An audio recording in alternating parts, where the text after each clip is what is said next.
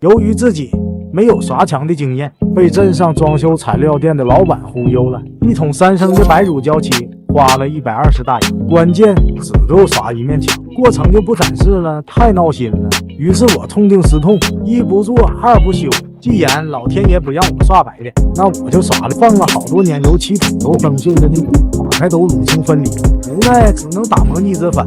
手动打磨墙确实不太好下手，由于炮台的插座让我给排了，2个插排线也不够长，于是我打算先把原来位置的插座先装上。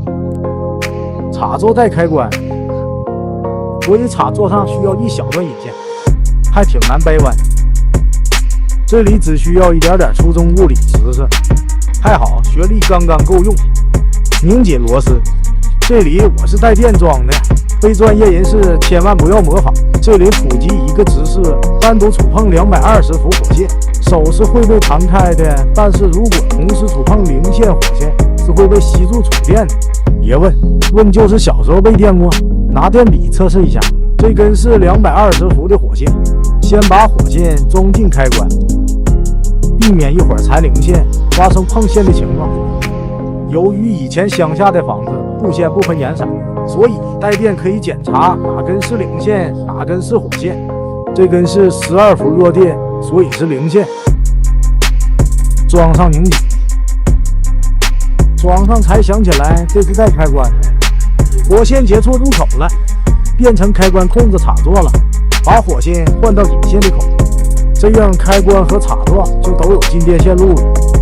这根没有电的是电灯的火线，因为没有接电，没有回路，所以没电。把它接到开关上，线路就算接好了。拿插排测试一下没毛病。下面给这个房间装一个简易的灯，方便阴天的照明。把原来老式钨丝灯的灯头剪掉，在关灯的状态下检查一下开关厂家有没有把开关装反，装上从公司仓库偷才来的灯泡。老板说的自由度高，必须贯彻到底。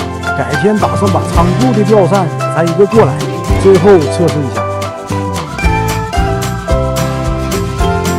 下面准备打磨一针。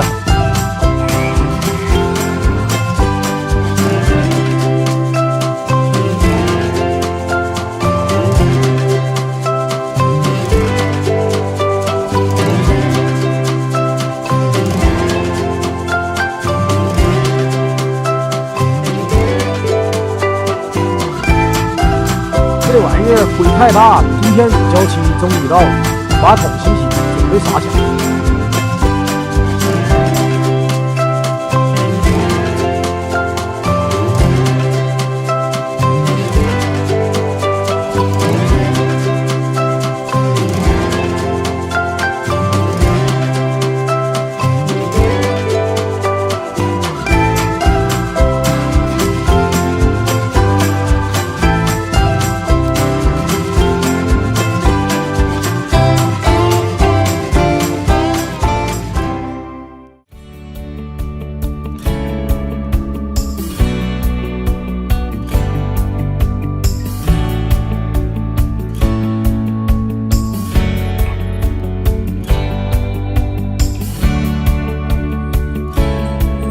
由于太激动了，把手指就硌了。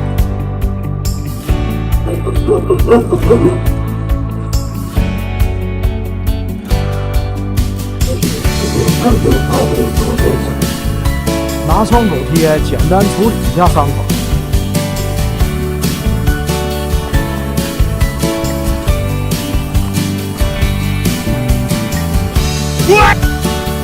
惊呆了，老铁，这个创口贴过期快4年了，管不了那么多了，先贴为敬。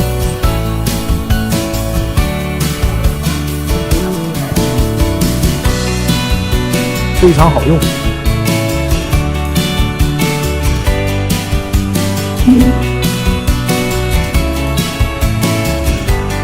这口盖真难裁。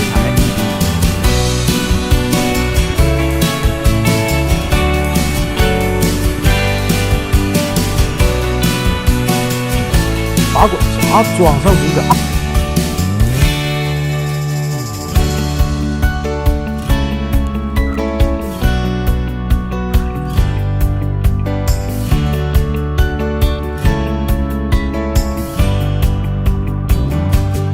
刷墙之前，先把里面的纱窗拆掉，螺丝全部冷化了，贼难拆。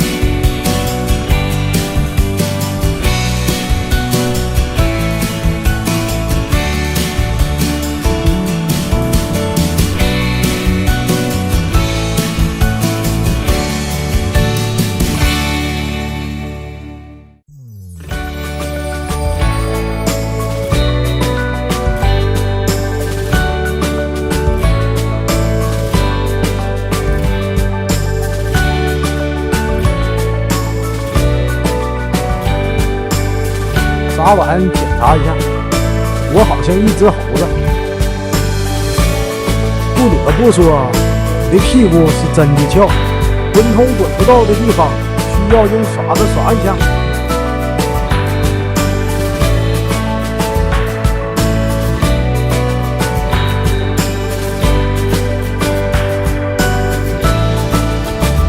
干了以后，一些地方不注意，刷一下不均匀的地方，下面开始刷墙。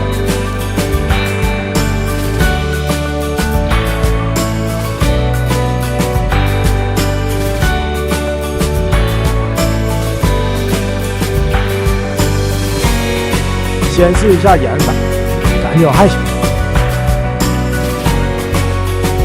墙角先用刷子处理一遍，一会儿大面积的刷就可以非常方便。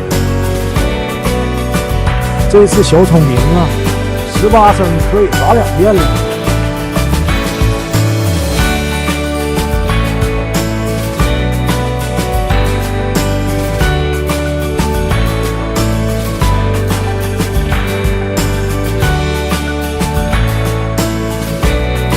2边刷完今天的任务就完成了，下期准备翻新一装，等工具做的几天，可以好好为几天积累。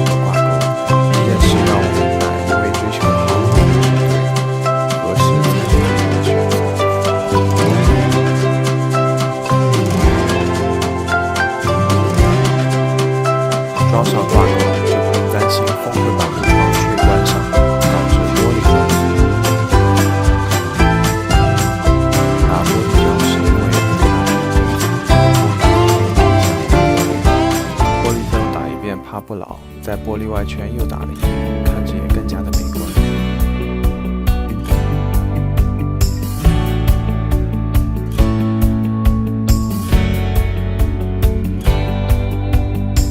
最后就是安装里面的纱窗，白纱需要用布条钉在窗沿上。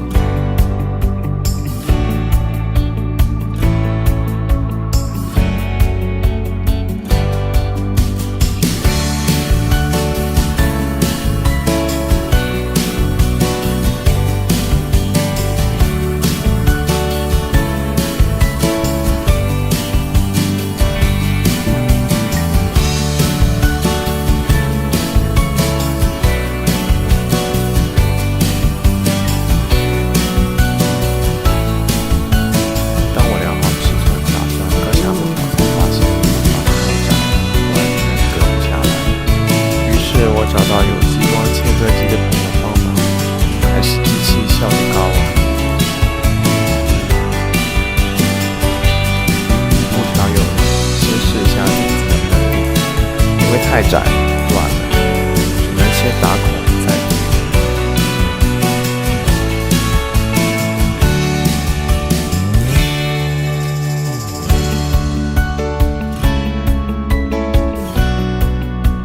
小心地把纱窗钉好，裁掉多余的白纱。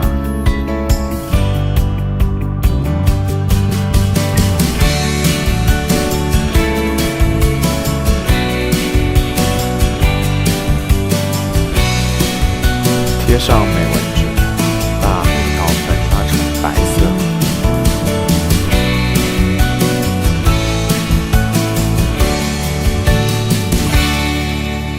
最后安装纱窗，铰链买的是可拆卸的，方便日后拆下来清洗。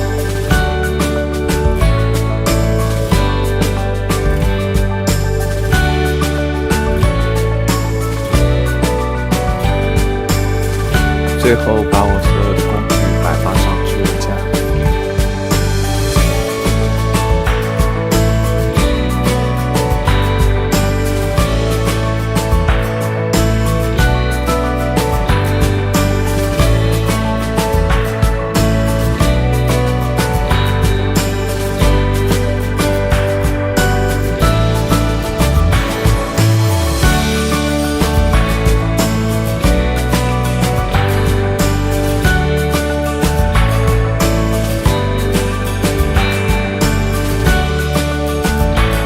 用了1个月做了一张合约，别人自己做都是为了省钱。我买了2块腐朽的木板，虽然的腐朽和重度会有2块钉在一起会上墙，所以打算一般做墙壁用木板和木方做的，和树脂接触的地方都是网上胶带，这样不起好冲流。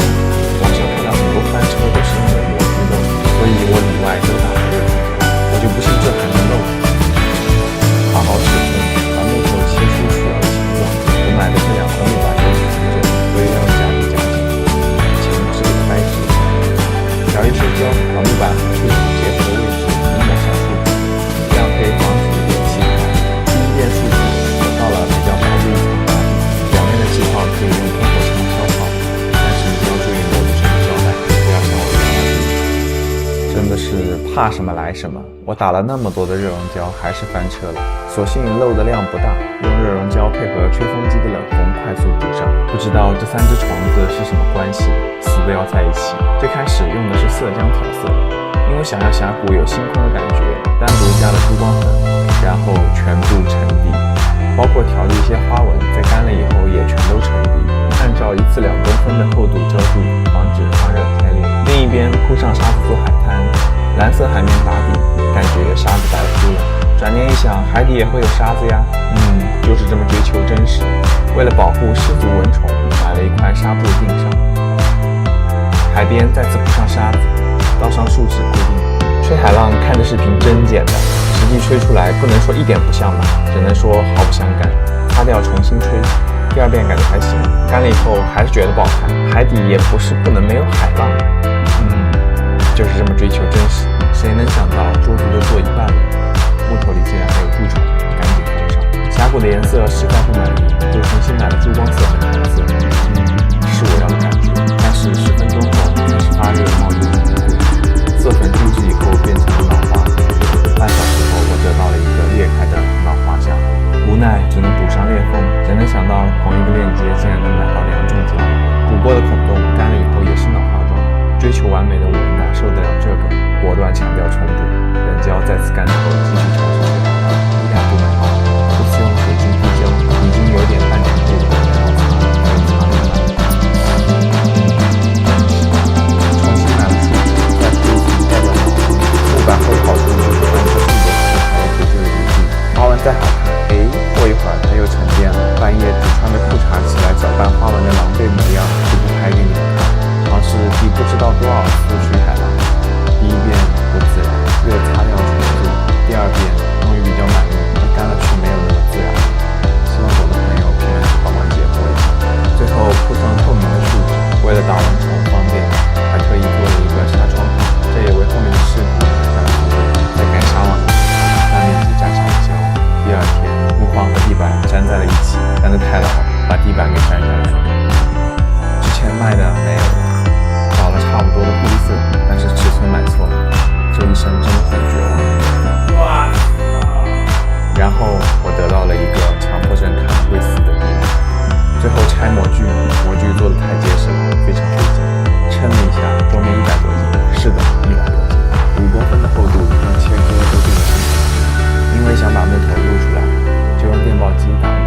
刚开始还挺顺利，后来我把线爆断了。碎屑吹得满菜地都是，所以还是回室内打磨。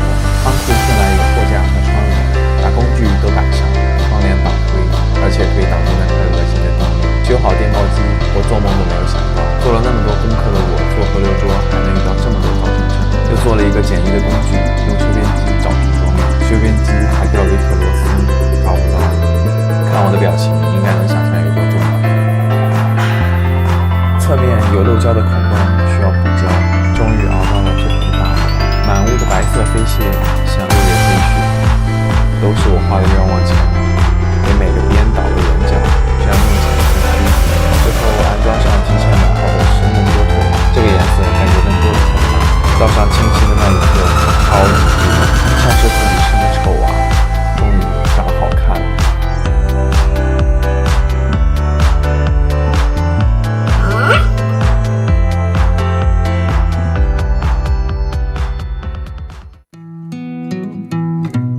首先说的最多的就是这个海浪吹反了，我真的是做了非常多的功课，卖桌子都是这么吹的，给大家看一下细节吧。虽然这个浪花散掉了，但是它没有反。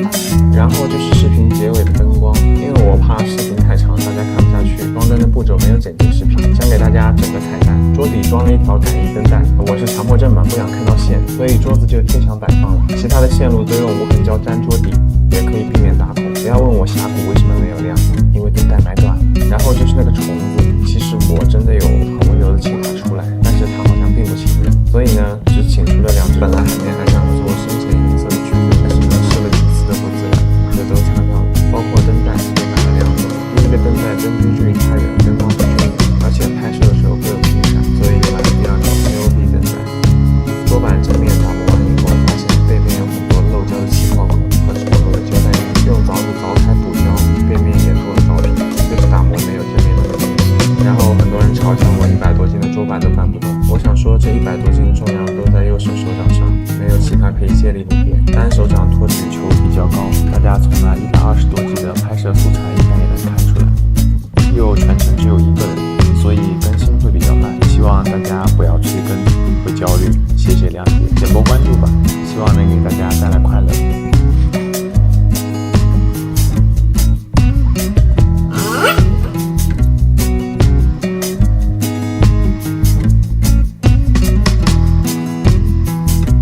我又花了1000多，用了1个月的时间做了一个灯，但这条视频的花费在1万多。至于为什么，后面你就知道了。上次因为打磨桌子弄脏的纱窗清洗一下，会太多了，看着难受。在纸上画出需要打印的各个部位的形状，然后按照画好的线条，先把基础形状用3D 打印笔画出来。别问我为什么不直接用3D 打印机打印，因为我不会。另外，我享受安静做手工的过程，这2句都是实话。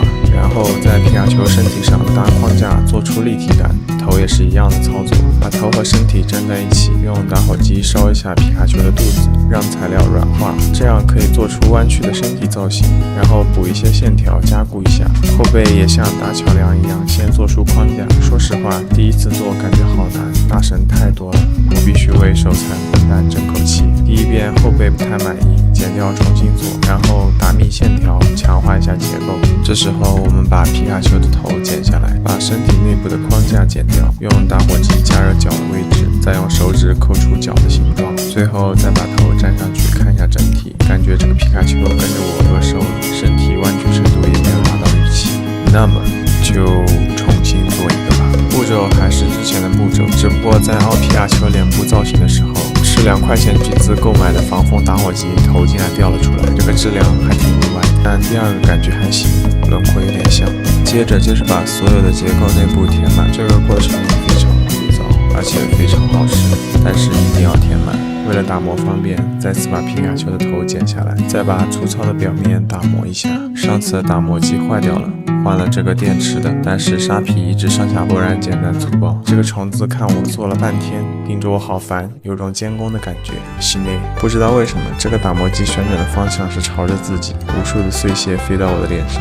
你们要做的话，一定要戴好护目镜和口罩。刚开始还有点不适应碎屑打脸，等有点适应了，打磨机没电了，漂亮，睡觉去了。第二天充好电接着打磨，然后没电充电打磨。经过漫长的折磨，我发现2个问题：一是电池的打磨机工作量大的话真的不实用；二是打磨完以后发现头好像做大了，比例不协调。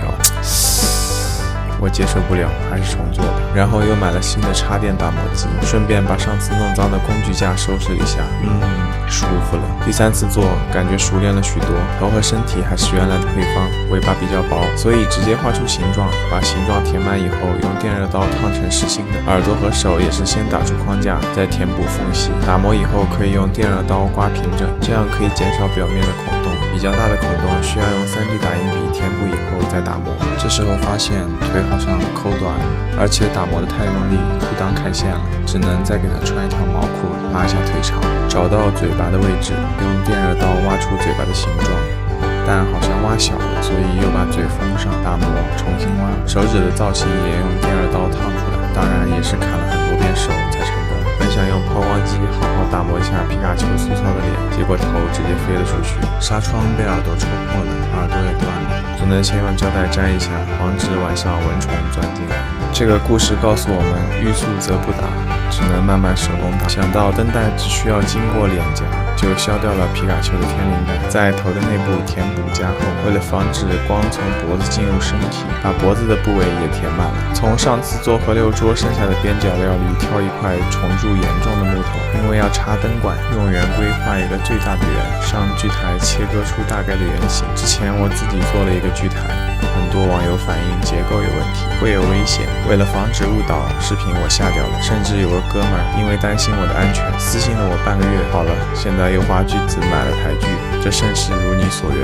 作为一个强迫症，所有电器最不想看到的就是电线，所以这个灯必须是无线的。在烂木头上找到合适的位置，画出放电池的大概形状，然后把木头用砂带机打磨圆，用修边机开放电池的槽，钻出充电器的孔以及开关孔，对一下灯管插进去的位置，把灯带穿进亚克力管，比较难穿，所以我用了针线拽着灯带穿过了管子，但是好像太用力了，中间有几颗灯柱不亮了。把灯管做出造型看看效果，因为那个韩国小哥用的亚克力管，我也就跟着买，但实际上亚克力管没有韧性，凹造型的时候掰断了，并且加热弯折的部分也很脆，所以又去找合适的材料。好，重新买的纱窗也到了，原来的木框纱窗有缝隙，晚上小虫子会进来，所以换了这种全包的磁性纱窗，然后把皮卡丘的头和身体连接起来，慢慢抠细节，给大家看一下歌曲类型对打磨的影响。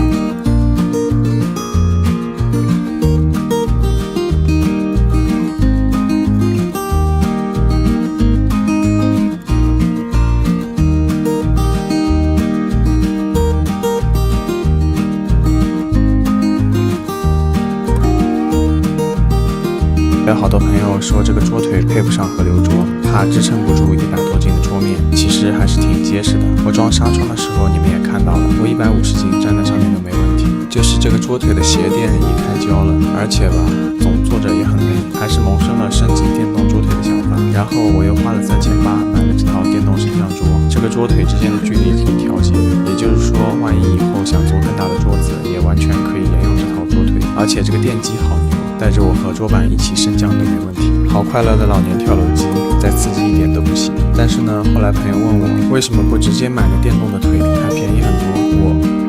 你怎么不早说？算了，买都买了，正好之前换下来的实木桌腿还能跟这张实木桌板组一张桌子用，想想也不亏。但是这张桌面只有1.4米，而桌腿竟然长1.42米。然后我又得到了一张强迫症看了会死的桌子。之前河流桌的灯带买短了，然后在同一家又多买了一根2米的，结果发过来的颜色竟然不一样。追求完美的我不信邪又买了一条，然后我得到了3根不一样的灯带。虽然装上桌面的效果4胶住树脂不漏，特意买了塑料板做模具。从意义上讲，我也是个天选之人。换树脂之前，用粘土把不用填树脂的地方塞住，用保鲜膜包住管子，留出灯带孔。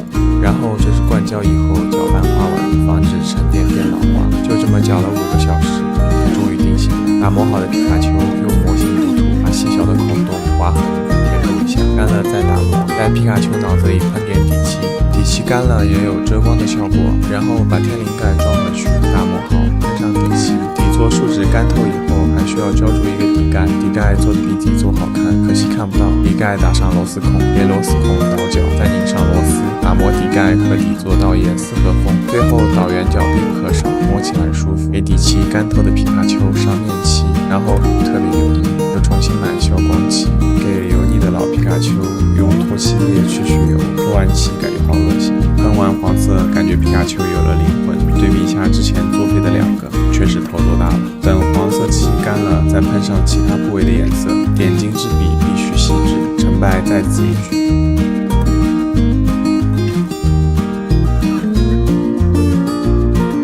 去吧皮卡丘使用12伏特。